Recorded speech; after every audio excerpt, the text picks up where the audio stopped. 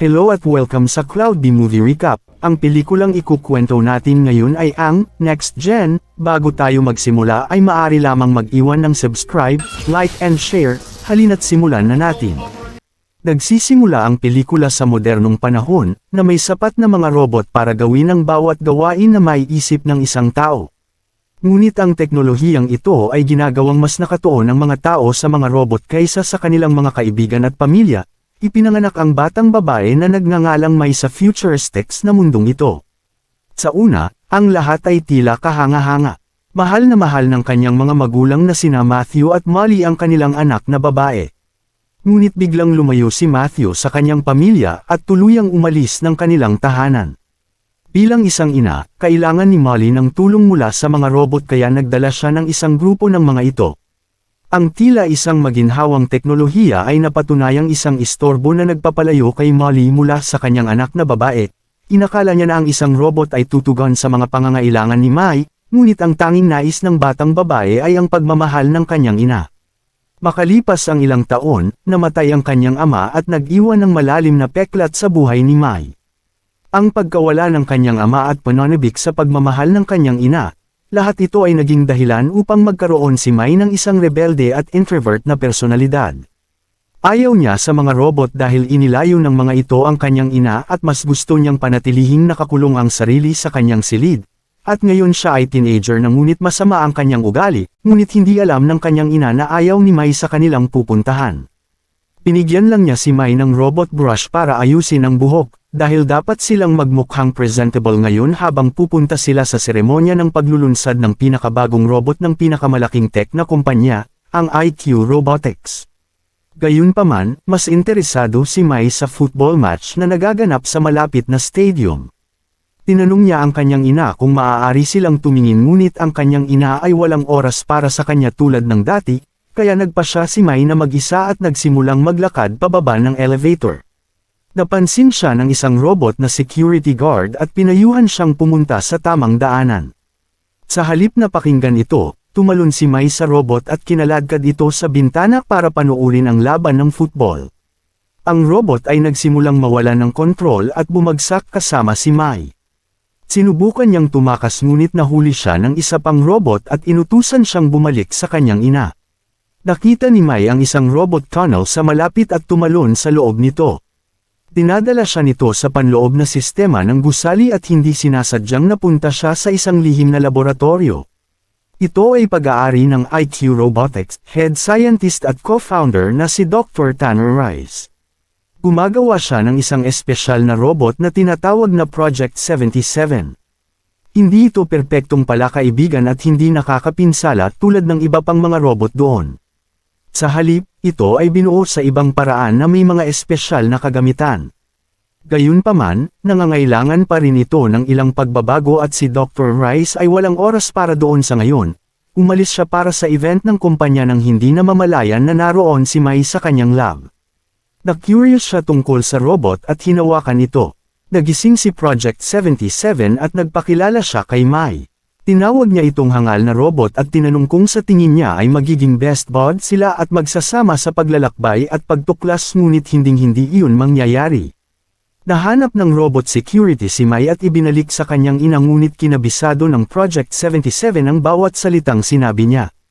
Nahanap ng robot ang backpack na nalaglag niya sa laboratorio at nagpasya ang robot na ibalik ito kay Mai at tumakas sa laboratorio. Ibinalik si Mai sa kanyang ina na sabik na naghihintay sa pinakamalaking anunsyo ng kumpanya. Pagkaraan ng ilang sandali, lumabas sa entablado ang co-founder at CEO ng IQ Robotics na si Justin Tin. Ang kanyang kumpanya ay mayroon nagbibigay ng isang robot mate na tinatawag na Q-bot sa lahat, sa loob ng maraming taon. Ngunit ngayon ay nagdala sila ng isang revolusyonaryong imbensyon.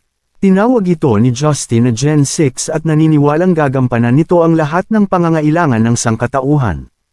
Pagkatapos ng pagpapakilala, nagbibigay siya ng libreng Gen 6 sa lahat ng kanyang panauhin.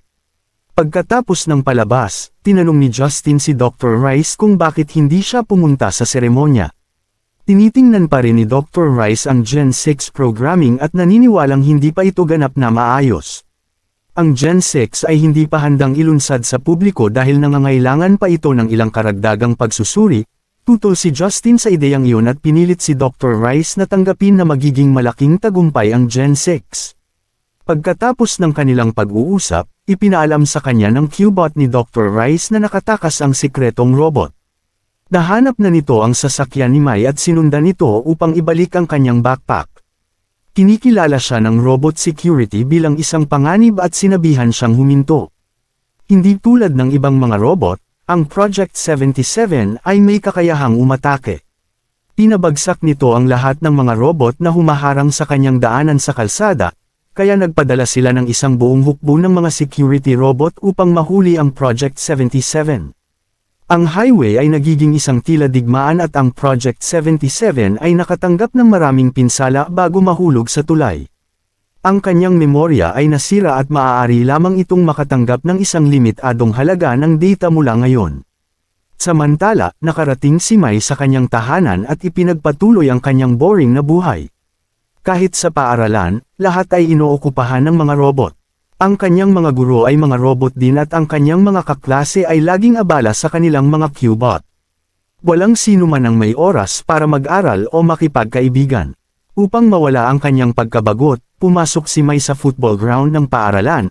Doon ay natagpuan niya ang isang magandang babae na nagngangalang Annie na agad na naging kaibigan niya dahil hindi siya inookupahan ng isang Q-bot. Bago pa sila makapag-usap, dumating doon ang bully ng paaralan na si Greenwood. Pinagtatawanan niya ang ama ni Mai na ikinagalit ng batang babae at sinipa niya ang football sa mukha ni Greenwood. Gusto ni Greenwood na gumanti siya at inutusan niya ang kanyang mga Q-bot na pigilan si Mai para siya ay mabugbog. Hinugasan ni Mai ang kanyang mga sugat at nagmamadaling umuwi. Napansin ng kanyang ina ang mga pasa at sugat at napagtanto niyang nag-iisa ang kanyang anak. Siya ay malungkot din ngunit pagkatapos niyang makakuha ng Q-bot ay naging masaya siya at sa palagay niya isang Q-bot ang maaaring kailangan ni Mai. Gayunpaman, mas kailangan ni Mai makasama ang isang aktwal na tao. Biglang may narinig siyang pumasok sa likod bahay nila at agad niyang pinuntahan ito at natagpuan niya ang robot na Project 77. Dumating siya upang ibalik ang kanyang backpack at ipinagtapat na nagustuhan niya ang mga bagay na itinago ni Mai sa kanyang bag. Tinawag ni Molly si Mai at sinabihang mag-toothbrush bago matulog. Sa sumunod na sandali ay inatake ng robotic toothbrush si Mai at pinilit siyang magsipilyo. Inaakala ng Project 77 na nasa panganib si Mai kaya binaril niya ang toothbrush. Gulat na gulat si Mai sa ginawa nito dahil sa mga features sa kaligtasan ng iba pang mga robot na hindi sila maaaring umatake. Espesyal ang Project 77 at maaaring malutas nito ang ilan sa mga problema sa buhay ni Mai, dahil dito nakipagdeal si Mai sa robot at hinahayaan siyang manatili sa kanyang lugar. Ang robot ay naniniwala na siya ay magiging kaibigan ni Mai at maglakbay sa mundo ng magkasama. Samantala, nalaman ni Justin ang tungkol kay Dr. Rice na palihim na gumagawa ng isang proyekto.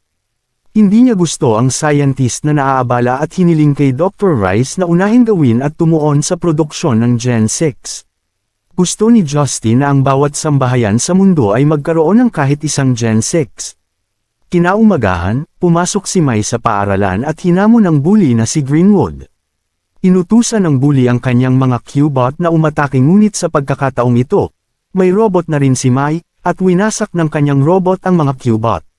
Tumatakbo si Greenwood sa takot at hinding-hindi siya maglalakas loob na guluhin muli si Mai. Gustong-gusto ng Project 77 ang pakikipag-hangout kasama si Mai, at sinusubukan ang kanyang makakaya na magkaroon ng space sa kanyang storage upang makatipid ng higit pang mga alaala. Naging masaya rin si Mai na kasama ang robot. Sa wakas ay maaari na siyang tumambay ng walang takot na mahuli o maistorbo ng kahit anong robot, dahil gagawin ng Project 77 ang lahat para sa kanya.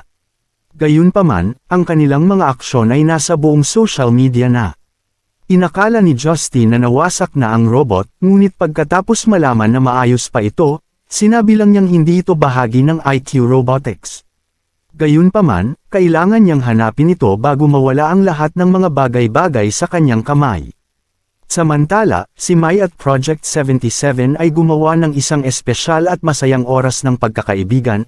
Ibinahagi pa ng robot ang kanyang problema kay Mai dahil sa mababang storage niya, kaya mahirap burahin ang mga ilan sa ginawa nilang masayang alaala.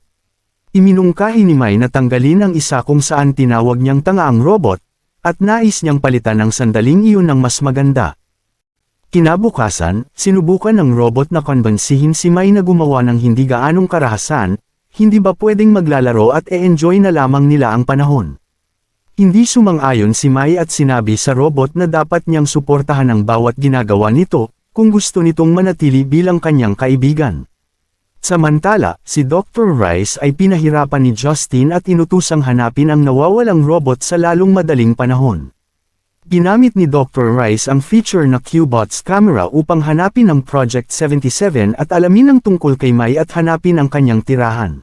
Si Mai ay abala sa pagdurog at pagsira ng mga bagay para lang mailabas ang kanyang sama ng loob. Sa kasamaang palad, kailangan din siyang tulungan ng robot nang makasalubong nila ang grupo ni Greenwood. Sa halip na takutin lamang niya, naging marahas si Mai at halos saktan ang ibang mga bata, pinahinto siya ng robot at hinayaan umalis si Greenwood. Dahil dito iniisip ni Mai na niloko siya nito at iniwan niya ang robot at tinapos niya ang kanilang pagkakaibigan. Nauubusan na naman muli ng storage ang Project 77, ngunit gusto niyang pahalagahan ang bawat alaala na ginawa niya kasama si Mai, kaya gumawa siya ng isang malaking desisyon at binubura ang kanyang mga file ng pagkontrol sa armas upang magkaroon ng space ang storage niya. Sa kabutihang palad ay hindi ito nakakaapekto sa kanyang iba pang mga function. Nagmamadali ang robot para sabihin ito kay Mai ngunit wala siya sa bahay. Ang robot ay gumawa ng projector upang malaman ang kinaroroonan ni Mai at upang humingi ng tawad. Nangangako siyang laging nasa likod niya at hinding-hindi niya iiwan si Mai, pinatawad siya ni Mai at handa silang gumawa ng mga bagong alaala. Pagka-uwi nila, nakita ni Mai si Dr. Rice sa kanilang tahanan. Natutuwa siyang makitang muli ang kanyang robot at nag-install ng resetting chip para ayusin ang kanyang mga error sa storage, ngunit ayaw i-reset ng Project 77 ang kanyang sarili dahil aalisin nito ang kanyang mahahalagang alaala. Sinusubukang ipaliwanag ni Dr. Rice na ang robot na ito ay partikular na idinisenyo para sa paparating na mga panganib na mga ngailangan ng robot na may mga armas at kasanayan sa pakikipaglaban. Bago niya matapos ang kanyang teorya, nakarating si Justin doon at ipinahayag na papatayin niya ang lahat ng tao para gawing mas magandang lugar ang mundo, kaya inutusan ni Justin ang kanyang malaking Q-bot na si Ares na salakayin ang Project 77. Sinabi ni Mai sa kanyang bot na gamitin ang kanyang mga armas ngunit hindi niya alam na binura na niya ang mga ito. Pinugbog ni Ares ang kawawang robot habang isinakay ni Justin si Molly sa kanyang jet at lumipad palayo. Sinubukan ni Mai na sundan ang kanyang ina ngunit hinawakan siya ng Project 77 at itinago sa ligtas na lugar. Nagsimulang makipag-away si Mai sa robot at nagtanong kung bakit hindi niya ginamit ang mga armas. Sinabi sa kanya ng Project 77 na isinakripisyo niya ang kanyang mga sandata upang mapanatili ang mga alaala na ginawa nila. Ang tawag sa kanya ni Mai ay makasarili dahil mas inuuna niya ang kanyang mga alaala kaysa sa kanyang ina, kaya nasaktan muli si Mai. Pagkasabi nito, tumakas si Mai at nagpas siyang iligtas ang kanyang ina ng mag-isa. Ginamit niya ang Q-bot ni Molly upang pumunta sa headquarters. Anuman ang sinabi ni Mai sa kanya, handa pa rin siyang tulungan ni Project 77 at pabagsakin ang lahat ng mga robot ng seguridad. Magkasama nilang nilabanan ang mga robot hanggang sa napabagsak nila ang mga ito. Nagsimulang magsalita si Mai sa kanyang nararamdaman at umamin na namimiss niya ang kanyang ama. Ngunit galit din siya dito dahil sa pag-iiwan sa kanya. Akala niya ay ganoon din ang gagawin ng Project 77 sa kanya. Dito nga ay ginagamit nila ang pang-amoy ng aso para mahanap si Molly. Nakarating sila kung nasaan si Dr. Rice at pinagbantaan nila siyang sabihin ang lokasyon ni Molly. Sinabi sa kanila ni Dr. Rice na hindi na ito tungkol sa kanyang ina. Ang buong mundo ay nasa panganib at hindi si Justin ang nakikita niya at tila nagpapanggap ito. Bago niya matapos ang kanyang sinasabi, natagpuan sila ni Justin doon at binaril si Dr. Rice. Ginamit ni Mai ang Q-bot para makatakas sa gusali at makarating sa football stadium at may laban na nagaganap. Naglalaban sina Ares at Project 77 sa stadium habang si Mai ay umalis upang iligtas ang kanyang ina. Humingi ng paumanhin si Molly sa kanyang anak sa pagpapabaya nito at ipinagtapat niya kung gaano niya ito kamahal. Biglang lumapit doon si Justin at tinutok ang baril sa kanila. Sa kabutihang palad, binuksan ni Mai ang video camera at makikita ng lahat sa stadium ang totoong mukha ni Justin. Nagtuos ang dalawa at nasipa siya ni Mai at nalaglag ang robot nitong mata na nagpapakitang robot si Justin. matagal nang pinatay ni Ares si Justin at ginagamit ang kanyang katawan para matupad ang kanyang plano. Ang Gen 6 Q-bots ay talagang mga bomba na wawasak sa lahat ng tao. Tinutulungan ni Mai at Greenwood ang mga tao na lumikas sa stadium at pabagsakin ang lahat ng kanilang mga Q-bot. Ang labanan sa pagitan ng Ares at Project 77 ay naging matindi kung saan ay nawasak ang lugar. Nang binuo ni Justin si Ares ay tinawag niya itong perpekto at hiniling dito na gawing perpekto ang mundong ito. Kaya pinatay siya ni Ares at nagpas siyang burahin ang lahat ng tao para gawing perpektong lugar ang Earth na ito. Biglang narinig ng Project 77 ang mga sigaw ni Mai at kailangan niya ang kanyang mga armas upang mailigtas siya. Para sa kapakanan ng kanyang nag-iisang kaibigan, isinakripisyo ng robot ang lahat ng kanyang alaala at binuksan ang resetting chip, at nailigtas niya si Mai. Sinabihan niya si Mai na huwag hayaang pigilan siya ng masasamang alaala sa paggawa ng mabuti. Pagkasabi nito, bumalik siya para labanan si Ares. Nabawi na ang kanyang mga sandata ngunit isa-isang naglalaho ang kanyang mga alaala. Lahat ng magagandang alaala na ginawa niya sa ngayon ay mawawala na ng tuluyan. Ang dalawang robot ay lumilipad ng mataas sa kalawakan kung saan ay naglaban hanggang sa mawasak ng Project 77 si Ares at itinapon siya pabalik sa lupa. Ngunit ang Project 77 ay lubhang nasira habang si Ares ay may natitira pang enerhiya sa katawan niya. Pinatay ni Mai ang masamang robot at agad na pinuntahan ang kanyang kaibigan. Sa wakas ay napagtanto niya kung gaano siya nito pinahahalagahan at ang mga alaalang ginawa nito kasama siya. Nag-restart muli ang Project 77 ngunit sa kasamaang palad ay hindi niya naaalala si Mai, ngunit hindi siya binitawan ni Mai, tutulungan niya ang kanyang kaibigan na gumawa ng higit pang mga alaala na mas maganda. Ngayon, si Mai ay masaya na kasama ang kanyang mga kaibigan at pagmamahal ng kanyang ina. Dito na nagtatapos ang pelikula, salamat sa panunood hanggang sa susunod na video.